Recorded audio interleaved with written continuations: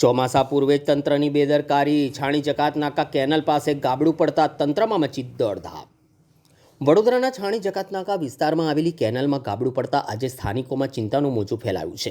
ચોમાસું નજીક આવી રહ્યું હોવા છતાં પણ હજી સુધી સમારકામની કામગીરી શરૂ ન થતાં લોકોમાં તંત્ર પ્રત્યે રોષ જોવા મળી રહ્યો છે।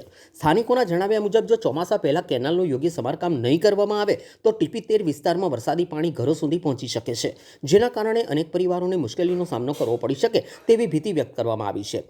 સામાજિક આગેવાને તંત્ર પર આગતા પ્રહાર કરતા જણાવ્યું છે કે શહેરના વિકાસના મોટા દાવા કરવામાં આવે છે, પરંતુ મૂળભૂત સુવિધાઓ જર્જરિત હાલતમાં છે। તેમણે આરોપ લગાવ્યો છે કે તંત્ર ઘોર નિંદ્રામાં છે અને લોકોની સુરક્ષા તથા સમસ્યાઓ પ્રત્યે બેદરકાર વલણ અપનાવાઈ રહ્યું છે। સ્થાનિકોએ માંગ કરી છે કે તાત્કાલિક અસરથી કેનાલનું સમારકામ કરવામાં આવે, જેથી ચોમાસા દરમિયાન કોઈ મોટી પરિસ્થિતિ સર્જાય નહીં અને લોકોના ઘરોમાં પાણી ઘૂસવાની સમસ્યા અટકાવી શકાય।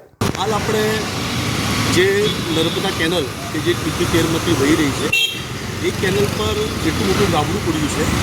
ભૂતકાળની અંદર પણ આની ફરિયાદ જે પણ નર્મદા નિગમના જે પણ અધિકારી છે એને અમે આપી હતી। સિગલીકર સાહેબ કરી છે, એમને આના અનુસંધાનમાં અમે લેખિત ફરિયાદ પણ કરી હતી। પણ હાલ જે વરસ થવા આવ્યું, અત્યારે થોડા દિવસોમાં ચોમાસું ચાલુ થશે, જો કદાચ નહેરની અંદર જો પાણી છોડવામાં આવે તો ટીપી-13ની અંદર લોકોના ઘરોની અંદર પાણી ઘૂસી જશે, એવી પરિસ્થિતિ અત્યારે નિર્માણ થઈ છે। સાથે સાથે તમને બીજી વાત કહું છું કે ટીપી-13ની અંદર જતી જે કે નર્મદા કેનલ છે, એ કેનલની અંદર ઘણીવાર બાળકોનો ડૂબીને મૃત્યુ થયા છે, જેના કારણે અમે જે તે સમયે પણ લેખિત રજૂઆતો કરી હતી કે આ કેનલને ફરીથી ફેન્સિંગ કરો।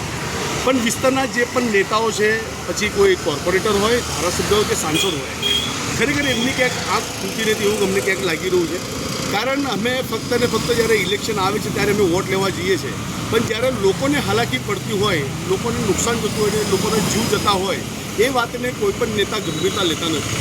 અમારા જેવા અત્યારે તમને કહી દઉં કે લાસ્ટ ટાઈમ 2 વર્ષ પહેલાં મેં અને અમારા જે પણ સાથી મિત્રો છે એમના થકી નર્મદા કેનાલ જે પણ અધિકારી છે, છાણી જકાતનાકા બેસે છે, એમને આવેદનપત્ર પણ આપ્યું હતું કે આ કેનલોની અંદર ઘણા બધા અકસ્માતો થાય છે, બાળકો ડૂબીને મરે છે, તો એને ફેન્સિંગ કરો। પણ અત્યાર સુધી એ પણ માંગ પૂરી કરવામાં નહીં આવી। એટલે આજે આ ચેનલના માધ્યમથી એક વાત કહેવા માંગીશ કે છાણી કેનલની અંદર જે ટીપી-13માંથી વહી રહી છે, જો કદાચ એનું સમારકામ વહેલી તકે ન થાય તો આવનારા ચોમાસાની અંદર જો લોકોના ઘરોની અંદર પાણી ઘૂસે એવી પરિસ્થિતિ નિર્માણ થઈ શકે છે।